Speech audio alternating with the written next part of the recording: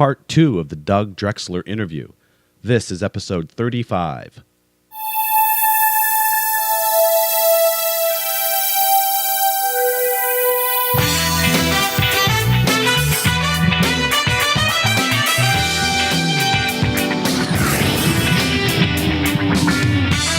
You're listening to 70s Trek with Bob Turner and Kelly Casco, the fan podcast that looks at Star Trek in the 1970s. It was the decade that built a franchise. Well, welcome to 70s Trek. I'm Bob Turner. Yes, I'm fighting a cold. Fun stuff. Hey, this week we're doing something a little bit different. You know, we had so much fun talking with Doug Drexler that we actually went off on a tangent at one point and began to talk about, of all things, Marvel Comics. It turns out that when Doug was in New York in the 70s, he got to meet several of some Marvel Comics legends and is, of course, a fan himself of some of their great iconic characters. So Kelly and I had some fun talking with Doug, and we thought we would sort of dedicate an episode just around that. So this is the Doug Drexler interview, part 2.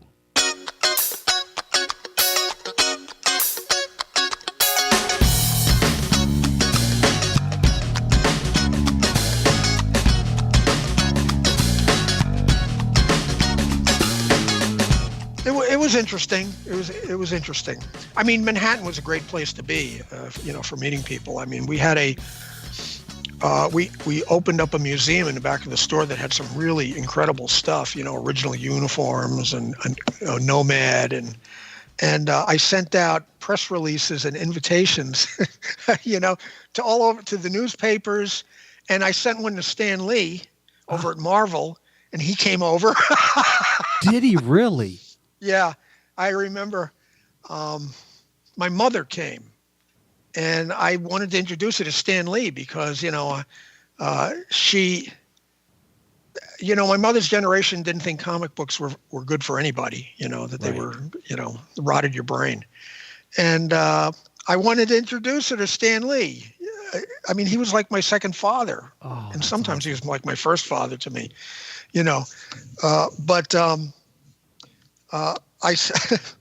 I introduced my mother to Stan.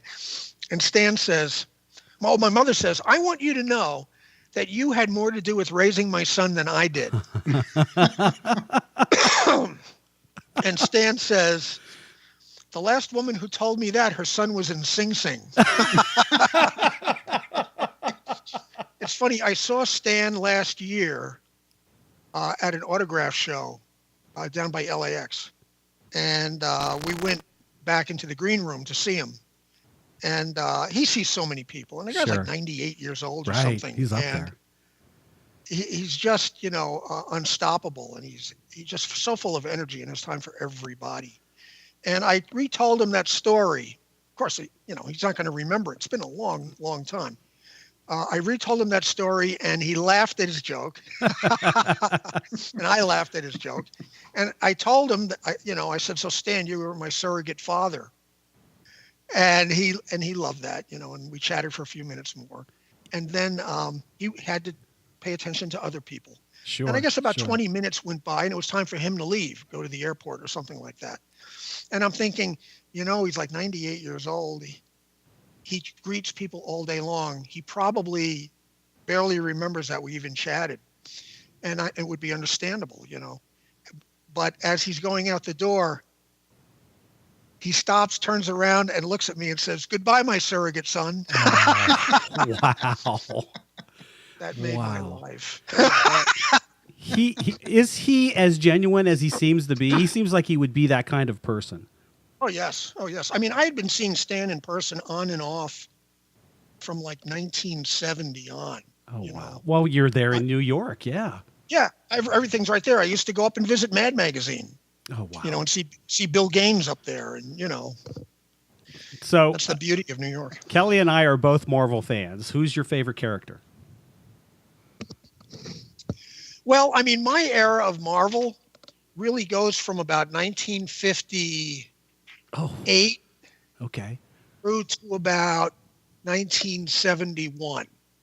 That was my era, and I still have all my comics. Oh. I even have an original page from Fantastic Four number 26.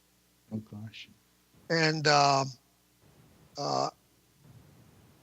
they were such a incredible part of my life. And Stan, mostly Stan, as much as I love Jack. I mean, Jack knew how to draw the intensity and the electric, the dynamics of it. What a style. Visually. Yeah. But Stan gave it its, he just gave it its smarts. The comics, they were very smart and thought-provoking with ideas and crazy stuff. But the thing was that was mixed with Stan being inspired by the art and going in and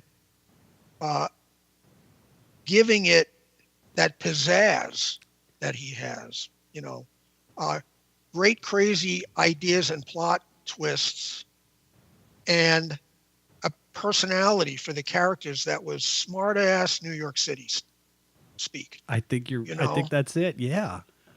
Oh yeah. I mean, when I was a kid, and for a while I lived on Long Island, and my father had a TV repair shop in Forest Hills, and that's where Peter Parker lived. Peter Parker lived in Forest Hills. So, Batman and Superman, and they're from make-believe cities. Right.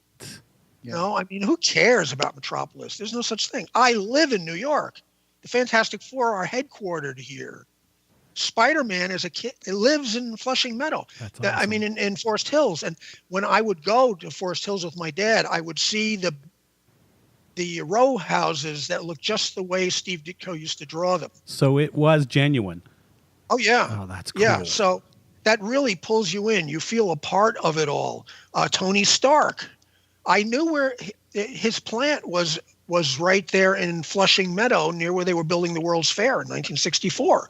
They'd have Don Heck drew a picture of Tony Stark driving in a convertible Benz by the fairgrounds that was being built, and I'd see that and go, wow, I live here, So cool. Cool. Yeah. Kelly and I decided we're going to do a Marvel podcast, so we'll call you when we do that one too.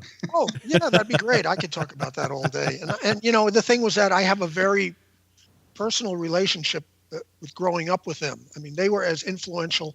Stan's era was as influential to me as Star Trek was in my life. I used to write fan letters as a kid, and I would get handwritten responses back from Marvel Bullpen. Oh my gosh.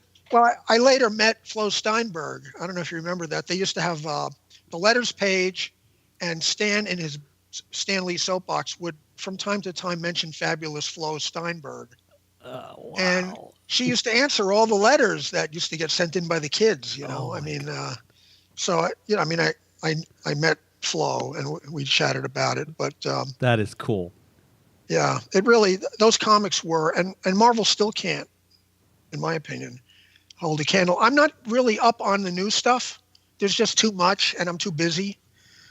But there's that golden age era when Stan started turning Marvel around. I've got like Where Monsters Dwell and stuff like that from 1958 with a picture of Stan Lee on the inside cover with the Frank Sinatra hat, and dressed like Sinatra, sitting on a stool looking cool, And Marvel was the first company that if you read DC, it was like nobody wrote it, nobody drew it. They were just comics. Yeah, right. Then you went to Marvel and you knew who Jazzy Johnny Romita was, and Nice. Jolton Joe Sinnott and Jack King Kirby, and you knew all of the artists. Yeah. The funny thing was that when I was living on Long Island and I was about 17 years old, it struck me one day that all the artists must live on Long Island. And I went through the phone book and I found Don Heck. No. Yeah, and it turned out Don Heck only lived 1 mile from my house. Oh my God. And I actually called him up and he let me come over. And for a couple of summers, I'd go to his house on the weekend with my sketches and he'd throw a piece of tracing paper over it and show me where I went wrong. What, He was a great guy. I just need to call time out. I mean, are you kidding me? No, I've been to Frank Frazetta's house too. Oh my God. Yeah, Dude, you in have been Pennsylvania. you've been blessed. You truly have been I blessed. have. That's incredible. I really have. Visiting Frank Frazetta was like visiting, a god. Wow. Yeah. What a handsome guy, too.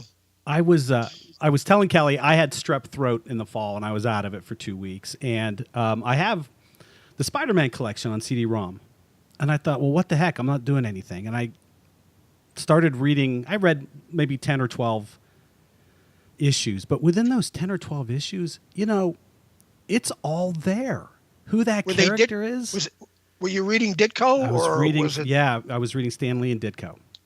See, to me, and I did enjoy the early days of Romita doing Spider-Man. I thought that stuff was okay, but they were now making him a hipster and cool with a motorcycle, and now they were kind of losing me a little bit because I liked the Peter Parker from the Ditko days where the From high girls would school. look at him twice. Right. But the thing was that it was still Stan Lee's, jazzy, smart-ass mouth on Peter when he was in the middle of a battle, Yes. But Stan always melded with whoever the artist was, because the artist, they'd talk for 15 minutes, or Stan might give them like a paragraph saying what he thinks it should be about. Then the artist would take it. I'm sure you know this. The artist would take it, and then they would draw out how they think the story goes. Then Stan gets it back, and he fleshes it out as far as dialogue and stuff like that. So when Stan was doing Spider-Man was really like as bizarre as Ditko, and Ditko is the most bizarre of all those artists. Nobody holds a candle to him. He was like on another plane, like Doctor Strange, which was another one of his. Oh wow. Doctor Strange is so oddball and weird, that there was nothing like him before, and that really was Ditko. What happened? Do you have any insight about what happened between Ditko and Stan Lee? Why Ditko quit? Well, the thing is, and it's the same with Jack, because Jack left Marvel at a certain point. And I see this thing happen in any creative field. When I work in visual effects of the art department, there tend to be people who just decide that they don't work well together, or they don't like each other, or you're getting more attention than I am. Stan was kind of a figurehead.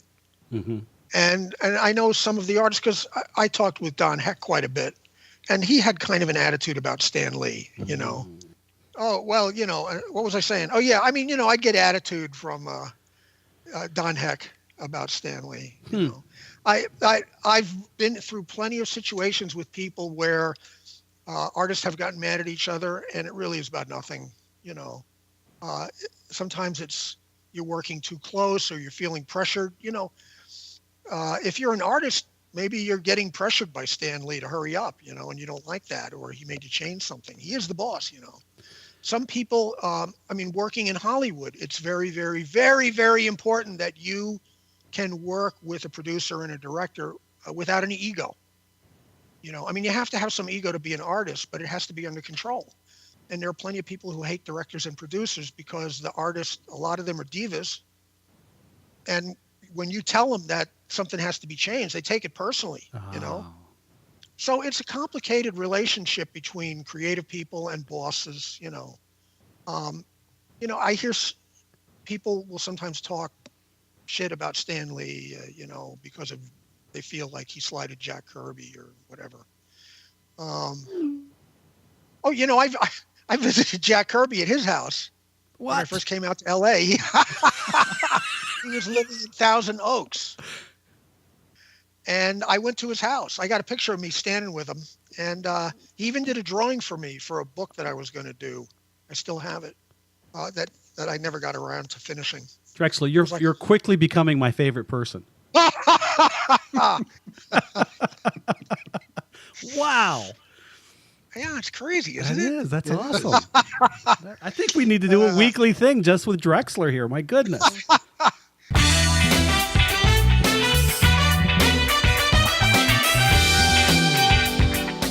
Next week, we go back to the 70s in part 3 of our interview with Doug Drexler. Thanks for listening to 70s Trek, an independent fan production. Join us next week as we explore more about the production, the actors, the producers, and the influencers of Star Trek in the lost decade of the 1970s on 70s Trek.